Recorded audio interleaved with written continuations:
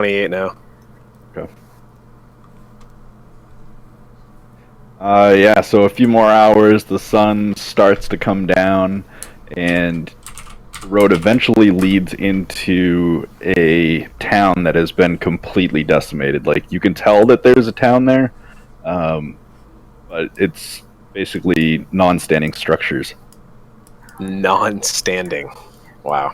Like, there's frame pieces and like furniture, but they're not really. There's no. You could tell there might have been houses or shops or schools or whatever, but they're basically all destroyed now. Wow. And this is the town of Coneyberry. Coneyberry. Okay, so we've reached the town that this particular lair is. I'd like to step into the town, hold the holy artifact, and use divine sense to identify any celestial, fiend, or undeads within a 60-foot area. Okay. Yeah, go for it. I just do it, I guess. This one. Okay. Yeah. So you pray and you try to sense if there's anything evil going on in the area, but yeah, there doesn't appear to be anything undead and within 60 feet of you. Okay. Celestial being means banshee. I'm pretty sure, right? Banshee would be undead, wouldn't it? Just want to make sure that when he's detecting it, it means he actually doesn't detect it. Nope. It's not close enough to be detected. So I guess we should just search the town. Well, make a history check, Jeff.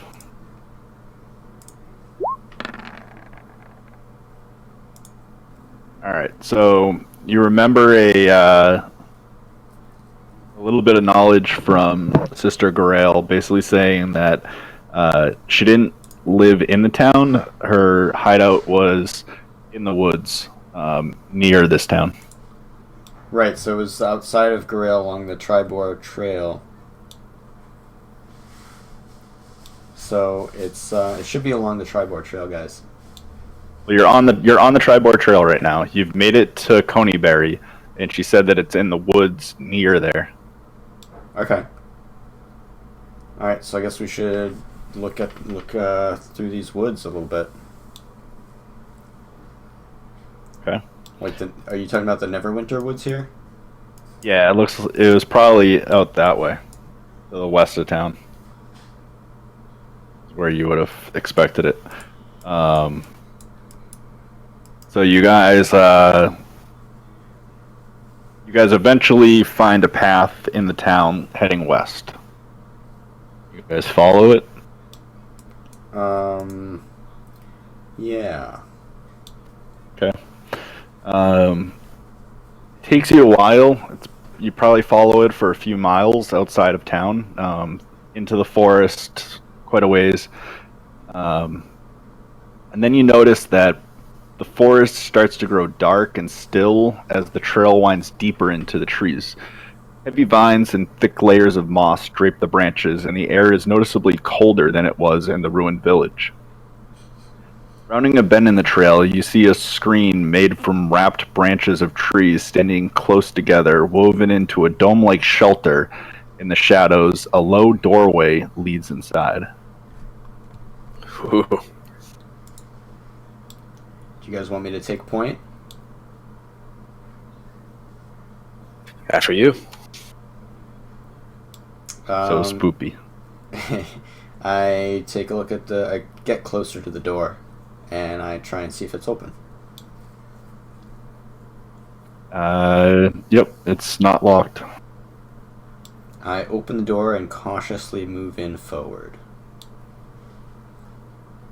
Alright, you go inside and you see a home of sorts is sheltered within a dome of woven branches. It is sparsely furnished with chests, shelves, and tables, and a reclined couch, all of it old and of elven craft. I call out for Agatha.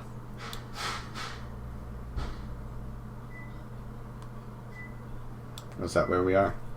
Yeah, you guys just headed west of or I guess northwest of the Tribar Trail. Okay.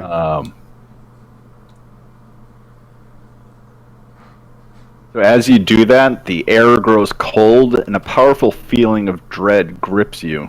A cold, pale light flickers in the air, rapidly taking on the form of a female elf, her hair and robes waving in a spectral wind. She might have been beautiful once, but a hateful expression twists her features now. Foolish mortals, she snarls. What do you want here? Do you not know it is death to seek me out?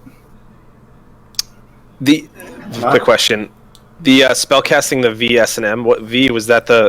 I make a Should gesture. be verbal. Yep. V is verbal. S is Verbal somatic. sign material. Somatic, yeah, but it's basically you make a gesture or something. With your Gesture. hands. And then M is material. Material. Which means it'll specify what sort of material you need to use it to do it. Yeah. So I see her, and I'm enamored by her beauty. So I tell her, my goodness, the stories don't even do justice to how beautiful you are. Make a charisma persuasion check.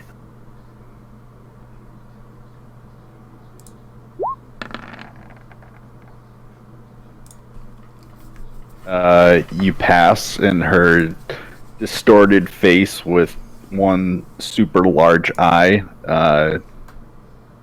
softens a little bit and smiles.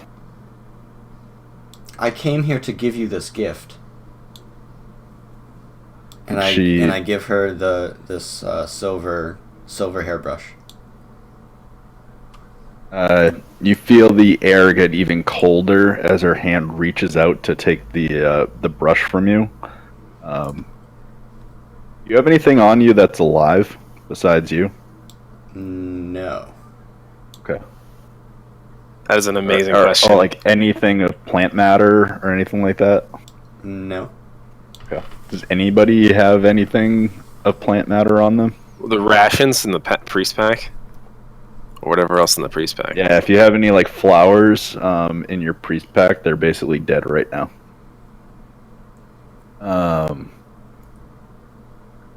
She says she like takes the comb and starts brushing her hair, which is all like ghostly and whispery. Says, very well. I know that you seek many things.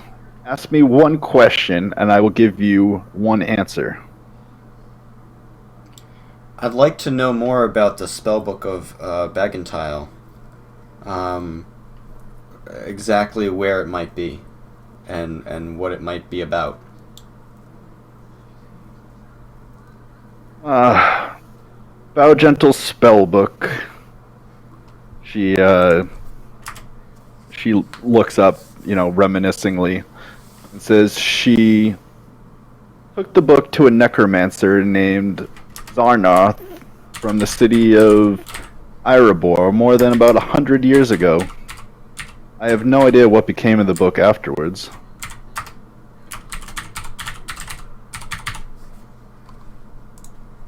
How long ago did you give it to him? I just said 100 years ago. Oh, you did. Okay, sorry, I missed that.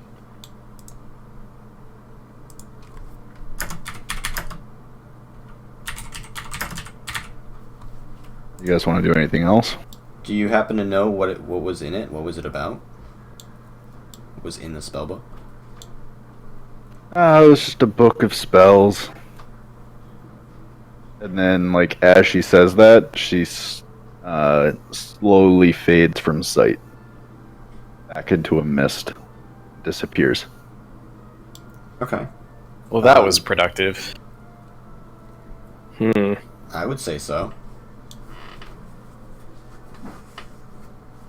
Zarnoth and Erebor, 100 years ago. Weren't we supposed to, get rid of this banshee? Simply make peace. I mean, it seems that we did. She's gone now. I suppose it seems rather simple. I think we head back to Rex's girlfriend. As you guys leave the woods, you see that has turned to night.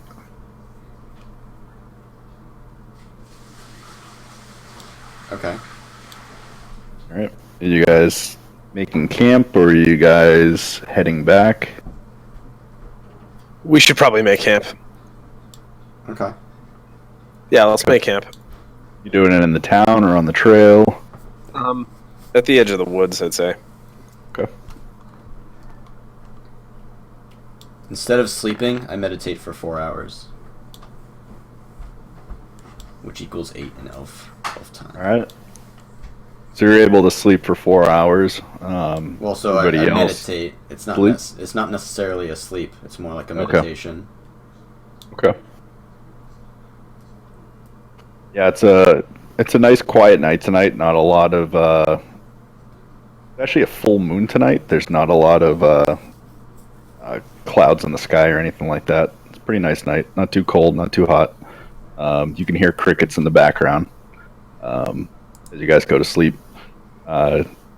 Rex meditates for 4 hours.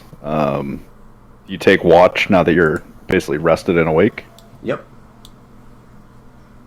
Does Jarlin take a roll of hit dice to gain the rest of his health back? You gave me all of it back. Yeah. Okay. And you guys, Oh, wait, no, I'm sorry. I'm at 24, not 28. You did 9, and I took 13, so... sorry. What happens here when I rest? Do I have to blow a hit dice to regen? No, so when you rest, it doesn't use a hit dice, right? It does. Does it?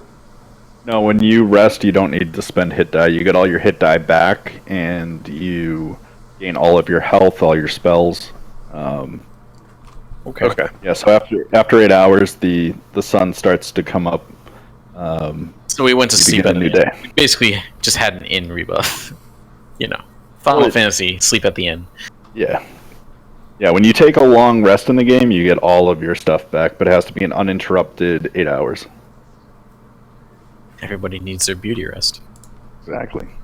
Especially banshees. You guys wake up at the edge of town in the woods, feeling nice and refreshed and rested. Rex is already awake. Early riser, huh? Oh, my elven traditions are to meditate and not so much sleep. So It's important to take care of yourself. These bodies are gifts from the gods. We must appreciate them as such. I agree.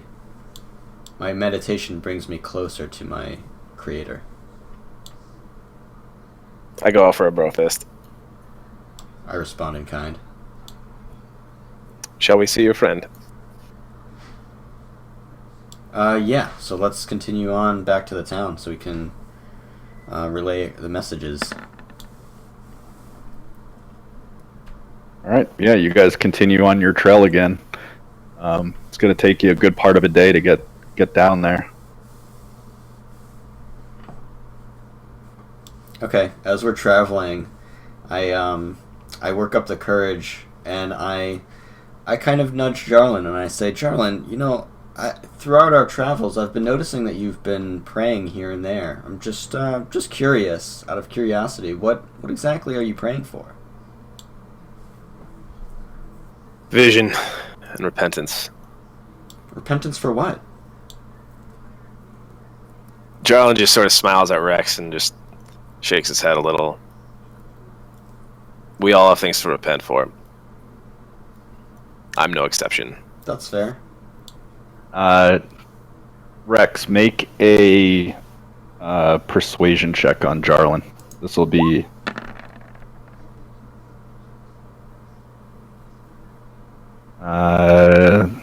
yeah.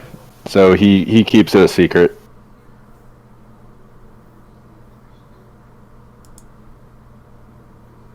All right. So I see Bartholomew is doing somersaults.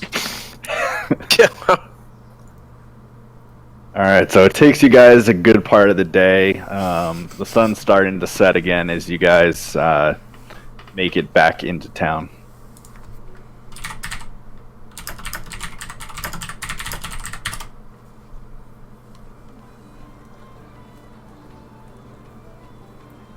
And you guys make your way back to the shrine where Sister Grail is praying.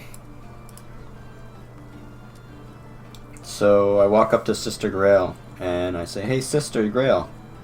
Hey, Hello, sister. brother. We've just come from the Banshee. Did Agatha appear for you? She did. We got to this interesting looking lair, and I called out her name, and she appeared. Interestingly enough. She looks And, at you all surprised. Yeah. We also I put on my charming demeanor, and I also offered her the gift that you gave me, the silver hairbrush. And she allowed me to ask her one question, so I asked her about the spell book, and she mentioned that she had given it to Tharnoth, a necromancer, about 100 years ago. She nods and she beckons you to follow her behind the shrine between those buildings, kind of away from the other guys. Okay. I nudged Jarlin. Like that nudge, that knowing nudge. She brings you by. Yeah, you guys probably think that she's like going back there to hit on him. And then she leans in and whispers, and she goes, "That's all my people need." She says, "Rex, we are followers of Timora. We work as a we are she's talking about her and her group, but she says we are members of the Harpers, followers of Timora that adventure and spy across the countryside. Would you like to join the Harpers?" So what do you seek out? We work for Timora and try to find information for her to further her cause. Well, as it turns out, I'm actually looking for information about some rogue people that have burned down one of the shrines that I'm from, the monastery that I'm from. So, yeah. So I am interested in joining the Harpers just so that I can find this out. Okay. Yeah. You look. She's like, "All right, if you will join," and then she says, "Great. If you join us, we will certainly help with your cause." She gives you the title of Watcher and tells you to try to enact positive change through information and secrecy.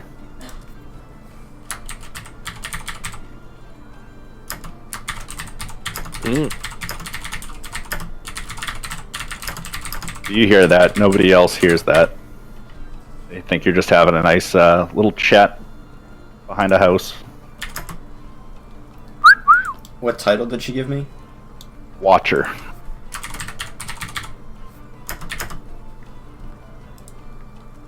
And I ask her, "Is there anything that you need me to like start off with, or do you want me to follow up on this book?" We have no need. We have spies in that town already. I will reach out to them and have them continue to track down the book. But we may call upon you in the future.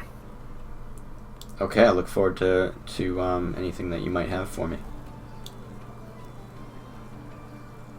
Very well, brother.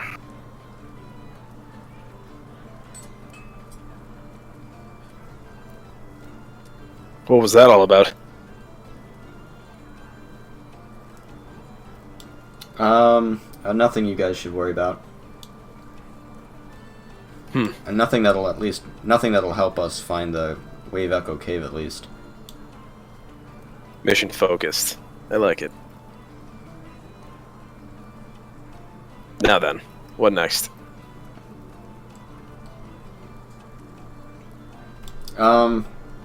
Actually, I'm gonna go back to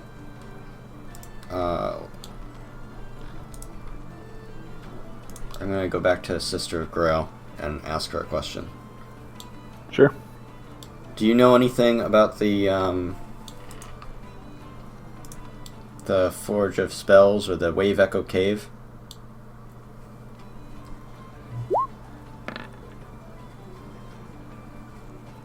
No, she doesn't know anything about that.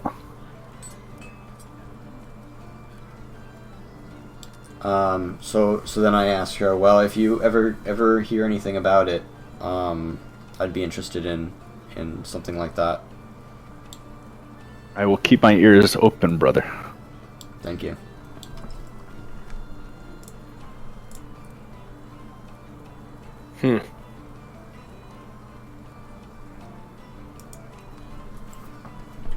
Shall we head back to the inn and chat over a pint? Can't think of a better idea.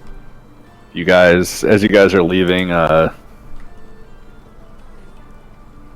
Darren just waves at you, and then yeah, you guys can continue on back to the Stonehill Inn.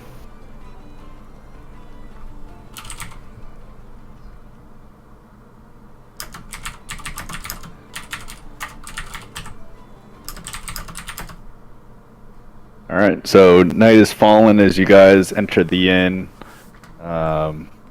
Oops. People.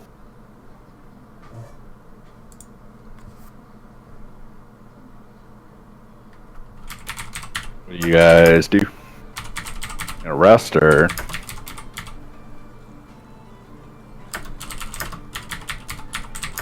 I saddle up to the bar and ask for a pint.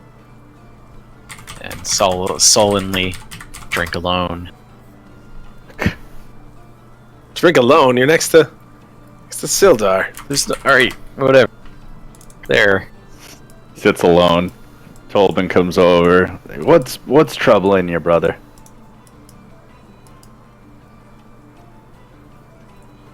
Oh, you know. You're trying to find something and you can't find anything about it. What are you trying to find? Some damned cave. It's all magical. Apparently there's a forge, and it's like the Cave of Echoes of some sort. A wizard has been there. We need to kit him. The leader of the Red Brands? Sure. He could be the leader, or we might have killed that guy. But he was involved with the Red Brands.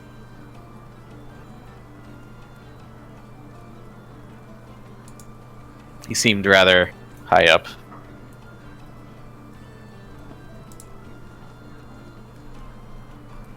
Huh. Well, unfortunately, I don't get out of this bar enough to know where that place is, but wish you luck in finding it. Tolbin, I don't suppose the name the Black Spider means anything to you, does it? The Black Spider? No, but it sounds very... I don't know. It sounds creepy. Keep him out of the bar. I just stand up, walk over to this table, and look this guy in the face, and just say, and just try and intimidate him and say, "You there! Where is the Black Spider?" What? Make a intimidation check.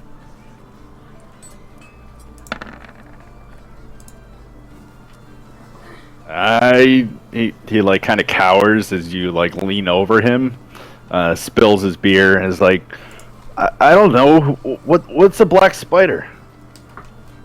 Jarlin just looks at him for a moment and then sort of breaks and goes, "Ah ha ha," and just says, "Ah, I'm just fucking with you. A drink for this man." and I slap down some coins and look at the waitress, and then I go sit back down. Elsa goes and picks it up and then brings another beer back over to Lunner. I sit back down and think. You hear whispers behind you. That guy's a dick. Narth's like, yes, he is.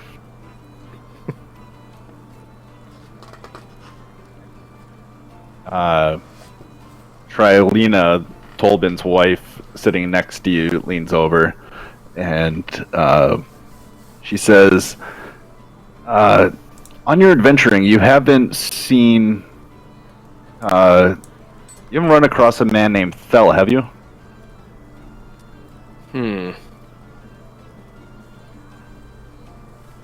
He stood up to the Red Brands about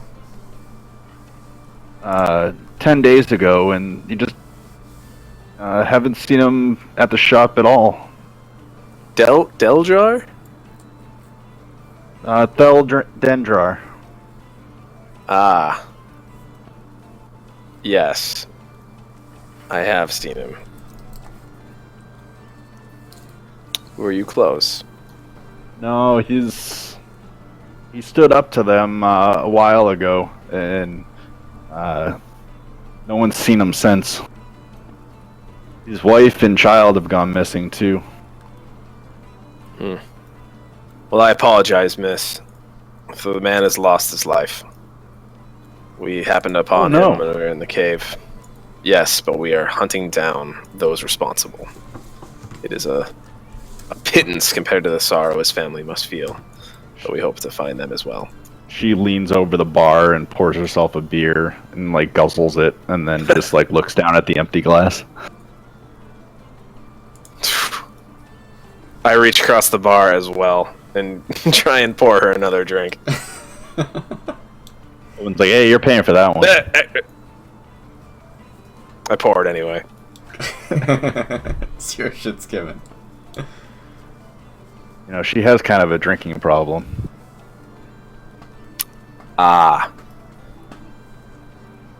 would like to cast lay on, like very quietly cast lay on hands to try and sober her up quietly. Make a sleight of hands check.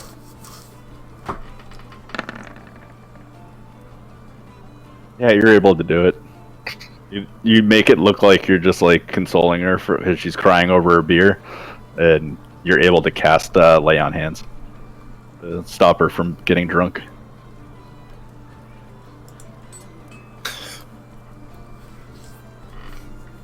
Well then, that was good.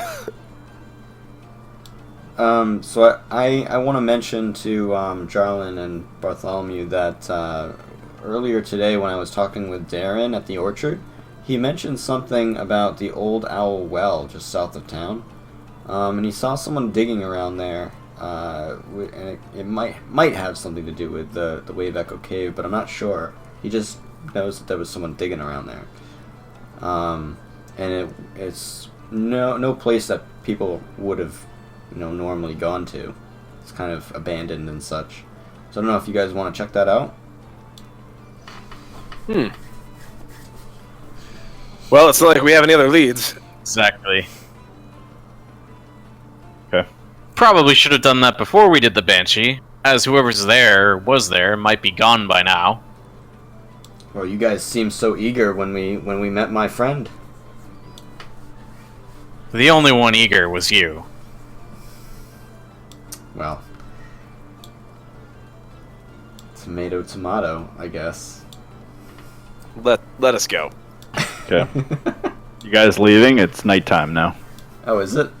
Yeah, you guys have been in the bar for quite a while. You came into town, it was nighttime, and now... Wait, what? Oh, I thought we slept through the night. No, you slept through the night when you're at the town, but it took you all day to get back to Phandalin. Ah. I thought we set up... Oh, wait, I guess that would have been outside the town. Alright, never mind. Yeah. So, you guys got into town at night, spent a few hours at the bar. It's probably 8 o'clock or so now. Alright, so I guess shall we rest? Let's. Sure. Alright. So you guys go up. to your designated rooms. Um, You're kind of living here now, basically. I'm gonna go back to the shrine and meditate for 4 hours. Okay. While you're doing that, Jarlin and Bartholomew fall into very deep sleeps. Extremely deep. And they start to dream. But the dream, it feels so real. They see themselves individually standing in front of Bahamut himself. Bahamut looks down at them, and wrapped in the coils of his tail is a small baby. And then out of nowhere, a large axe comes and cuts off his tail, and the baby and the tail fall down a well. And with that, 8 hours passes, and they wake up.